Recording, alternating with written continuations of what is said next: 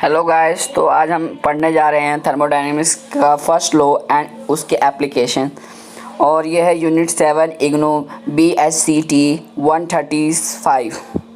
Okay, सो इस chapter में हम लोग पढ़ेंगे नेचर ऑफ हीट के बारे में, work and expression for work and a gaseous system, path difference of work and heat. After that we learn some fact about internal energy and the first law of thermodynamics. और उस first law thermodynamics में पढ़ेंगे हम differential form of the first law. After that heat capacity of a gas, then equation of state for an adiabatic process, after that work done in an adiabatic change and adiabatic change in this speed of sound में क्या variation होता है, क्या फ़र्क पड़ता है speed of sound में, उसके हम बारे में पढ़ेंगे हम लोग। ठीक है, उसके बाद आप देख सकते हो समरी टर्मिनल क्वेश्चंस हैं कुछ, और उसके बाद सॉल्यूशन एंड आंसर दिए गए हैं। और एडियाबैटिक लैप्स रेट के बारे में आप अपेंडिक्स 7 में पढ़ सकते हैं जैसे कि। ठीक है सर। ओके, सो जैसे कि पिछली वीडियो में हमने बात करी थी टेम्परेचर के कॉन्सेप्ट के बारे में, जो कि जीरोथ लॉ ऑफ थर्मोडायनेमिक्स के द्वारा इंट्रोड्यूस किया गया था। ओके, सो इसमें आप पढ़ने वाले हैं हीट का क्या नेचर होता है। और आप थर्मोडायनेमिक्स के कॉन्सेप्ट से अवेयर तो हैं ही हैं, आप अपने स्कूल करिकुलम में आपने पढ़ा ही होगा। सो यहाँ पे हम लोग इंटरनल एनर्जी और फर्स्ट लॉ ऑफ थर्मोडायनेमिक्स का कॉन्सेप्ट यहाँ पे इंट्रोड्यूस करने वाले हैं इस चैप्टर में दोस्तों। ठीक है, सो 7.1 में इंट्रोडक्शन का दिया गया हुआ है, जिसमें कि बताया गया है कि हीट का जो नेचर होता है वो क्या होता है। तो हीट का nature simply means like heat is a form of motion, some form of a motion, जो कि हमें बताता है कि heat is equivalent to other form of energy, much of our world work because of this equivalent the electrical energy that lights our houses, operates machines and run originate. Okay friends, after that we also talk about the work done on a system or by system। और उसके बाद हम लोग करेंगे दोस्तों पढ़ने के बाद आप जैसे कुछ कॉन्सेप्ट आपको क्लियर हो जाएगा ये यूनिट पढ़ने के बाद, मेरे साथ पढ़ने के बाद, जो कि है नेचर ऑफ हीट। उसके बाद thermodynamics concept of work and obtain expression for work done by different thermodynamic system. Then internal energy को कैसे डिफाइन कर सकते हैं और कैसे उसको फॉर्मुलेट कर सकते हैं फर्स्ट लॉ ऑफ थर्मोडायनेमिक्स। उसके बाद कैसे हम अप्लाई करेंगे फर्स्ट लॉ ऑफ थर्मोडायनेमिक्स को और उसका एक्सप्रेशन निकालेंगे, और हीट कैपेसिटी और में डिफरेंस बिटवीन निकालेंगे कि गैस में जो at a constant pressure and constant volume पे उसका जो हीट कैपेसिटी में डिफरेंस बिटवीन होता है उसका एक्सप्रेशन निकालेंगे। उसके बाद डिराइव करेंगे equation of a state for an adiabatic process. Then nature of heat. Okay friends, so like यहाँ पे दिया गया है नेचर ऑफ हीट। तो नेचर ऑफ हीट के बारे में हम जैसे देख सकते हैं फ्रेंड्स कि जैसे हम देखते हैं एक्सपीरियंस करते हैं कि glass of ice cold water left on the table on a hot summer day eventually warm up, where as a cup of hot tea on the same table cools down. इसका क्या मतलब है? इसका मतलब है कि इट मीन्स दैट जब when temperature of a closed system water or tea in this case is different from that of the surrounding, energy is exchanged till such time that thermal equilibrium is established। इसका मतलब है कि जैसे आपने ठंडा पानी का गिलास रखा या फिर गरम पानी का गिलास रखा, ठीक है, तो आप जैसे देखते ही हो कि जो ठंडा पानी है वो गर्मी में गर्म हो जाता है, एक टेम्परेचर उसका नॉर्मल हो जाता है। तो इसमें क्या हुआ, एनर्जी जो है ट्रांसफ़र हो गई सराउंडिंग के एक्सपेक्ट में, ओके, रिस्पेक्ट में। तो इसमें क्या थर्मल इक्विलिब्रियम इस्टेब्लिश हो गया। ठीक है फ्रेंड्स, सो जैसे कि आप देख रहे हैं इसमें जो है कि एनर्जी ट्रांसफ़र हुई जब तक उसका बॉडी में जो मतलब उसका मतलब वो ठंडा है और जो सराउंडिंग्स में है वो गर्मी है। तो जब तक उसका जो इक्विलिब्रियम नहीं आ गया, जब दोनों एक ही टेम्परेचर पर नहीं आ गया तब तक, तो नेचर ऑफ हीट इसी को कहा जाता है कि एनर्जी का ट्रांसफ़र होना कि एक बॉडी से और उसके सराउंडिंग में जब तक वो सेम टेम्परेचर पर नहीं आ सकते। सो नेक्स्ट कॉन्सेप्ट है दोस्तों और लाइक जैसे heat is a form of energy, ये तो आपने देख ही लिया कि एक फॉर्म ऑफ एनर्जी है जो कि ट्रांसफ़र में यूज़ होती है। और उसके बाद देखा आपने natural direction of energy transfer is always from the body at higher temperature to that lower temperature. दोस्तों आपको हमेशा याद रखना है जो एनर्जी ट्रांसफ़र होगी वो हमेशा हाई टेम्परेचर से लो टेम्परेचर के साइड होगी, कभी भी लो से हाई नहीं हो सकती, high temperature to low temperature होगी एनर्जी हमेशा फ्लो होगी, ठीक है। That energy is are transferred in the form of heat by virtue of temperature difference, जो कि एनर्जी हमेशा ट्रांसफ़र होगी हीट के फॉर्म में और उसके जो टेम्परेचर डिफरेंस होगा उसके ओके। और then heat is a closely connected to the molecular motion, तो और जो हीट हमारा वो हमेशा मोलिकुलर मोशन में हमेशा वो कनेक्टेड रहता है। उसके बाद आप देख सकते हैं वर्क आया, तो what is work, so simply we means work like, जैसे कि आप जानते हो कि ट्रांसफ़र ऑफ एनर्जी का क्या कारण हो सकता है, कारण ये है कि उसमें टेम्परेचर डिफरेंस के वजह से ये एनर्जी होता है, मतलब ट्रांसफ़र होता है जैसे कि सिस्टम और सराउंडिंग्स के बीच में, और उस फॉर्म ऑफ एनर्जी को कहते हैं हीट कहते हैं। तो जब वो एनर्जी मान लो एक गिलास, जो मान लो एक कप ऑफ टी है, उसमें मतलब चाय भरी हुई है, गर्म है, ठीक है, वो आपने टेबल पे रख दी, वो कुछ समय बाद आप ठंडी हो जाएगी, आप जैसे नोटिस करोगे। तो ठंडी हुई है तो मान लो टेम्परेचर में डिफरेंस था, तो जब तक वो ठंडी हुई तो उस जो ठंडी हुई तो गर्म से ठंडा हुआ है, तो हाँ इससे लो टेम्परेचर में डिफरेंस की वजह से हुआ है। सो इसमें कुछ काम वर्क डन भी हुआ, मतलब कुछ काम हुआ है सिस्टम के द्वारा, इस सराउंडिंग्स के द्वारा, सो बाय द सिस्टम और ऑन द सिस्टम। सो ये जो वर्क होता है जिसमें कि एनर्जी ट्रांसफ़र होती है, तो इस कॉन्सेप्ट में इसी को वर्क कहा जाता है। जैसे कि आप देख सकते हो, but it is possible energy interaction is not cause by temperature difference between the system and surrounding. When energy crosses the boundary of a system and it is not the form of heat, it is the work. Means ये है कि जब energy boundary, जो system की boundary होती है, cross करती है और हीट के फॉर्म में ना हो, उसे वो वर्क कहा जाता है। अगर एक system, if a system as a whole expert on its surrounding so that it displacement takes place, the work done that is done by or on the system is called external work, okay, is called external work। जैसे कि आप मान सकते हैं cylinder एक uniform pressure expand करता है, then it impart motion to the piston and does external work in this surrounding. On the other hand, work done by a part of the system or another part is called internal work, okay। Then हमारा आता है next आता है हमारा expression for work. तो expression for work में देखेंगे दोस्तों थर्मोडायनेमिक्स की लैंग्वेज में कि we express the work in terms of state variable of the system. Means ये है कि हम स्टेट वेरिएबल का मतलब क्या होता है, लाइक जैसे टेम्परेचर हो गया, प्रेशर हो गया, वॉल्यूम हो गया, होता है। मीन्स ये है कि ये पाथ पे डिपेंड है। इसको जैसे लाइक हम इसको कह सकते हैं in the language of thermodynamics, ensure the system is always and near equilibrium state, that is process is quasi static, okay. So first आता है हमारे पास गैसियस सिस्टम। गैसियस सिस्टम में हम दोस्तों देखेंगे, जैसे मान लो ये हमारे पास एक पड़ा हुआ हमारे पास पॉकेट, इसमें पिस्टन लगा हुआ है। लाइक अगर हम पिस्टन को नीचे की तरफ फोर्स करेंगे, पर यूनिट एरिया पे फोर्स लगेगा, तो फिर इंटरनल और एक्सटर्नल लाइक वर्क होगा इसके ऊपर। मतलब पिस्टन पे फोर्स कितना लगेगा, P इंटू ए। आप जैसे यहाँ देख रहे हो P इंटू ए लग रहा है, फोर्स लग रहा है। और ये मान लो नीचे की साइड आएगा तो I डिस्प्लेस हो रहा है, देन यहाँ F हो रहा है।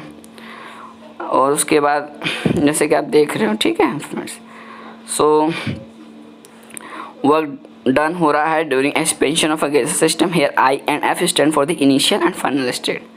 सो जब piston, if the piston moves in the direction of the force through dx, जब नीचे के साइड फोर्स लगेगा, पिस्टन के साइड लगेगा, तो हम उसको लिख सकते हैं वर्क डन कितना हुआ उस सिस्टम पे।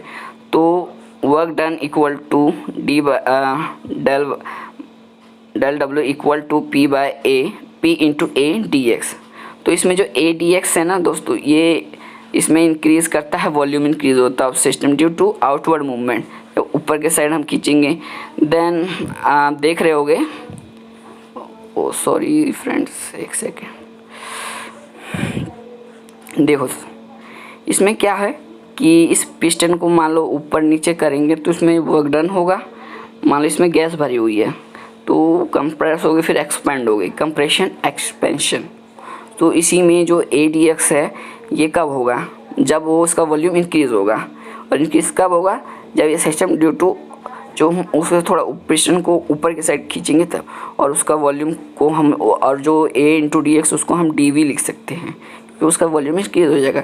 तो पिस्टन के ऊपर कितना हम वर्क डाउन करें होगा, जब वो आउटसाइड पुल होगा तो वर्क डन होगा उसके ऊपर del W = P/dV।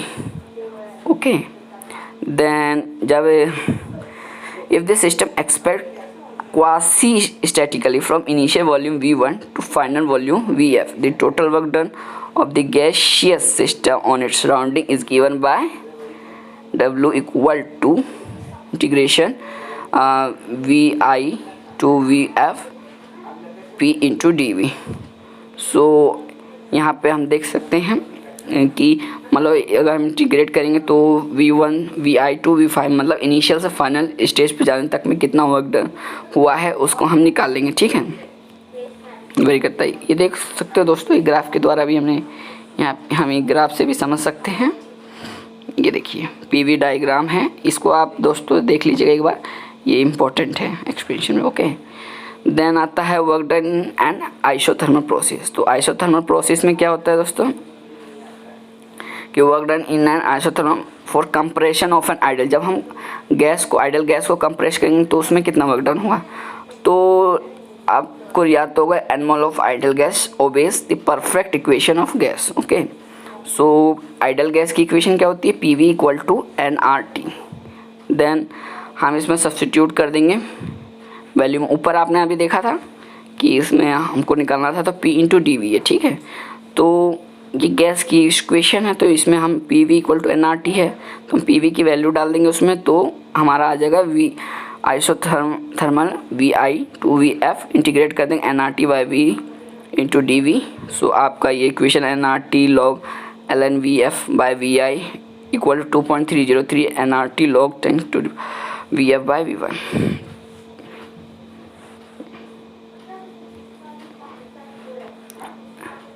नेक्स्ट आता है हमारे पास टॉपिक आता है वर्क डन इन आइसोकोरिक में। तो जब वॉल्यूम ही कांस्टेंट हो जाएगा तो वर्क डन तो कोई होगा ही नहीं। जब वॉल्यूम दोस्तों कांस्टेंट हो जाएगा, जब उस पर कोई काम होगा ही नहीं, जब ना तो उसका वॉल्यूम इंक्रीज होगा ना डिक्रीज होगा, तो वर्क डन तो होना ही नहीं है। तो फिर इस केस में तो 0 ही होगा वर्क डन, तो इस पर कोई वर्क डन नहीं होगा आइसोकोरिक। ओके फ्रेंड्स, देन हमारा आता है topic path dependence of work and heat.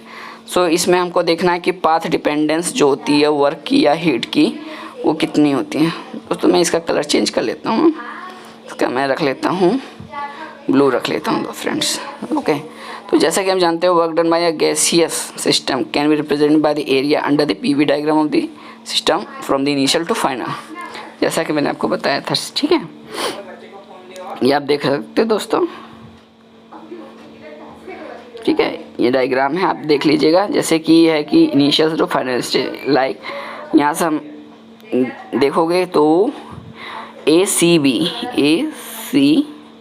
ये जो है इंक्रीज़ हो रहा है, वर्क डन हो रहा है इस पर। ठीक है, तो मीन्स क्या है कि जो हमारा होता है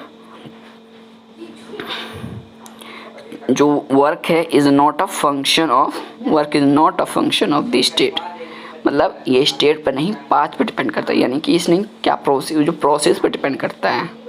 ओके, नेक्स्ट है आप हीट भी है, जो heat is not a function of the state. और इसको आप समझने के लिए आप जैसे देख सकते हो, जैसे आपने मान लो कि आपका दूध का गिलास है। ठीक है, तो दूध का गिलास 30 डिग्री सेल्सियस पे है और आप चाहते हो कि उसको 5 डिग्री सेल्सियस और बढ़ाया जाए, तो आप अगर उसमें थोड़ा सा हीट ऐड कर दीजिएगा तो उसके हीट के जब ऐड हो जाएगा तो उसका 35 डिग्री सेल्सियस हो जाएगा उसका टेम्परेचर। सो इनिशियल तो 30 था, देन उसके प्रोसेस पे डिपेंड हुआ कि 5 डिग्री बढ़ा, तो उसके प्रोसेस पे तो डिपेंड हुआ क्वांटिटी ना। तो जब उसके पाथ पर डिफरेंस है तो स्टेट का फंक्शन है ही नहीं, वो तो फिर पाथ का हुआ ना, तो पाथ पर डिपेंड करता है। इसीलिए ना तो वर्क डिपेंड करता है स्टेट फंक्शन ऑफ स्टेट है, और ना ही तो हीट जो है फंक्शन ऑफ स्टेट है। ये दोनों के दोनों पाथ पर डिपेंड करते हैं। यहाँ पे एक छोटा सा रिकैप है जो कि आपने अभी देखा कि वर्क डन होता है गैसेस सिस्टम पे, उसके सराउंडिंग्स में कितना होता है। तो हमने अभी ये देख लिया है। देन हमने देखा क्या आइसोथर्मल प्रोसेस में जो उसकी क्या वर्क की क्या इक्वेशन होती है। तो 2.303 nRT log power V2 upon में V1 ये हमने देख ली। फिर देखा हमने हीट और जो वर्क होता है दोनों ही जो है पाथ के फंक्शन होते हैं, वो स्टेट पे डिपेंड नहीं करते, वो उसके प्रोसेस पे डिपेंड करते हैं, ना कि उसके स्टेट पे।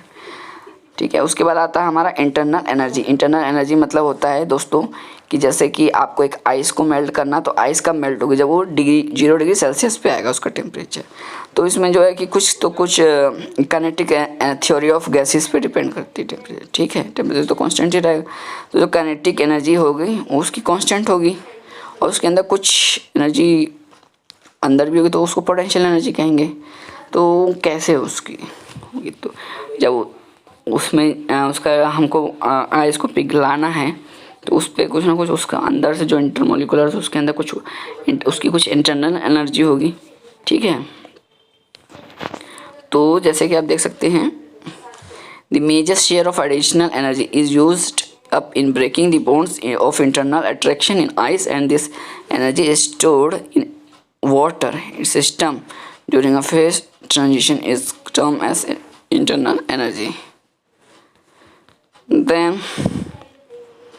मैंने आपको तो बता ही दिया कि जो डिफाइन जो total internal energy the sum of internal kinetic and potential energy of all the molecules constitute the internal energy of the system, और इसको हम U सिंबल से डिनोट करते हैं।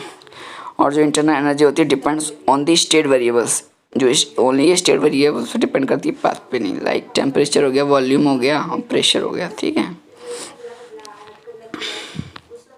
आफ्टर आता फर्स्ट लॉ। क्या होता है फर्स्ट लॉ? होता है फ्रेंड्स कि energy can neither be created nor destroyed, it can transform from one form to another, the total and amount of energy in the universe remaining constant according to the principle.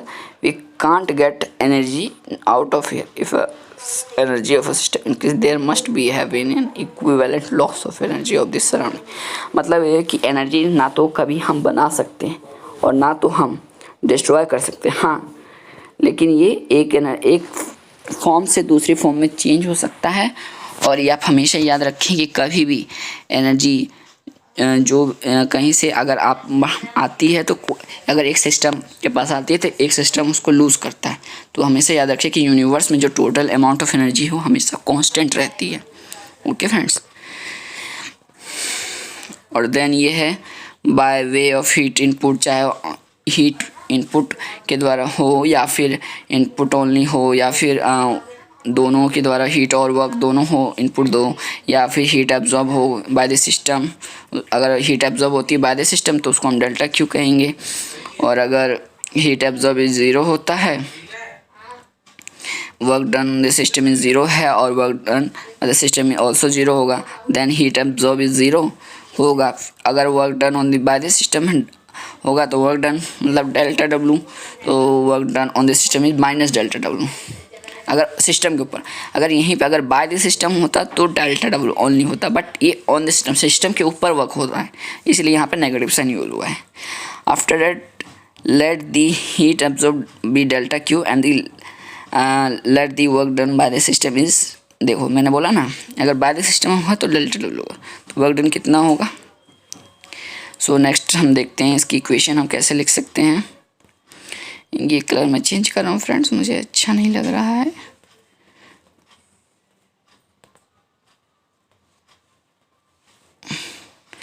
Increase internal heat absorb plus work done on the system, mathematically हम इसको ऐसे लिख सकते हैं, delta U equal to delta Q plus में work done. Mathematically, thermodynamics में formal statement internal energy of a system is a function of the state of the system, and any change in it during a thermodynamic process is equal to the sum of it given to the system and the work done on the system.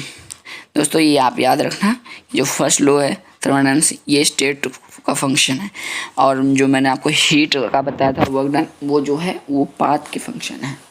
ठीक है, ये आप याद रखिएगा। ठीक है, उसके बाद एक क्वेश्चन है phase change and internal energy पे, आप ये देख लेना कि 1 ग्राफ ऑफ वाटर है and steam eight normal atmospheric pressure this से इतना ऑक्यूपाई वॉल्यूम कर रहा है, तो हमको निकालना है इंटरनल एनर्जी में कितना चेंज होगा वेपराइजेशन। ठीक है, तो ये आप देख सकते हैं। उसके बाद आता है differential form of the first law. तो डिफरेंशियल फॉर्म में आप जैसे देख सकते हैं कि फंक्शन लाइक वर्क और हीट जो है पाथ डिपेंडेंट होता है, तो show will be the changes in this. तो बट जो इंटरनल एनर्जी जो मैंने बताया कि इंडिपेंडेंट होता है, मतलब ये पाथ के ऊपर नहीं डिपेंड करता है।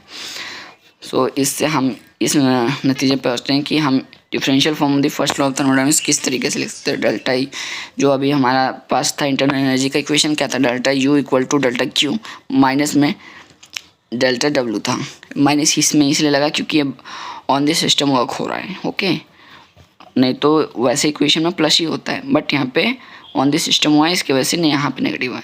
तो इसका डिफरेंशियल फॉर्म क्या होगा, D U equal to del Q minus del W. So D Q क्या, del Q equal to D U plus del W.